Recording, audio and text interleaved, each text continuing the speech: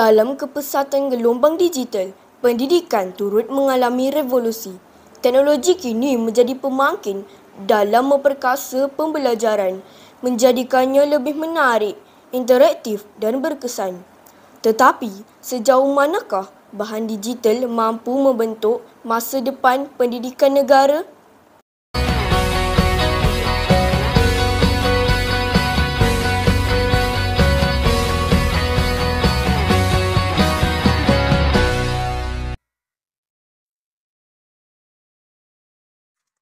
Gadget di tangan, ilmu dicari. Pembelajaran digital semakin maju. Dengan teknologi mendekati diri, pendidikan cemerlang, impian bersatu. Selamat datang ke dokumentari khas TVPSS Sri Maharaja. Saya, Nur Ain Syifa binti Zamri, akan membawa hadirin sekalian menelusuri fenomena pembelajaran masa kini. Pada rancangan kali ini, kita akan meneroka bagaimana bahan digital mengubah landscape pembelajaran di Malaysia dan memberikan impak besar kepada murid, guru dan sistem pendidikan secara keseluruhannya. Pendidikan hari ini bukan lagi sekadar buku dan papan putih. Dengan adanya bahan digital seperti e-buku, aplikasi pembelajaran, video interaktif dan platform pembelajaran dalam talian, murid kini boleh belajar dengan lebih fleksibel dan menyeronokkan. Di sekolah-sekolah seluruh negara, guru-guru menggunakan teknologi untuk meningkatkan kefahaman pelajar.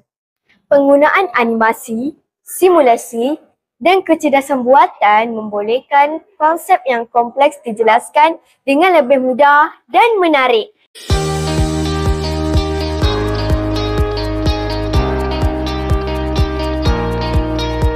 Kehebatan bahan digital telah terbukti dalam memperkasakan pendidikan negara. Kajian menunjukkan bahawa pembelajaran digital dapat membolehkan mereka mengakses sumber pendidikan berkualiti tinggi dan menggalakkan pembelajaran kendiri. Teknologi seperti kecerdasan buatan AI membolehkan pengajaran disesuaikan mengikut keperluan individu.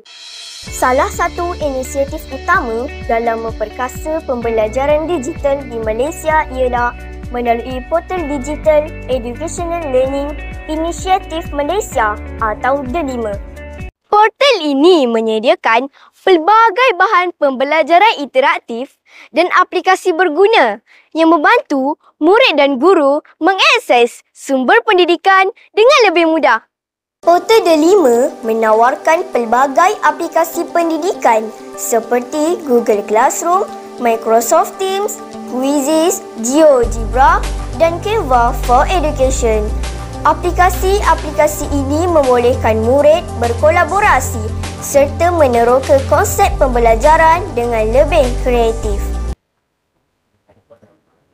Salah satu aplikasi utama dalam Portal DELIMA ialah Google Classroom yang membantu murid dan guru menguruskan pembelajaran secara dalam talian.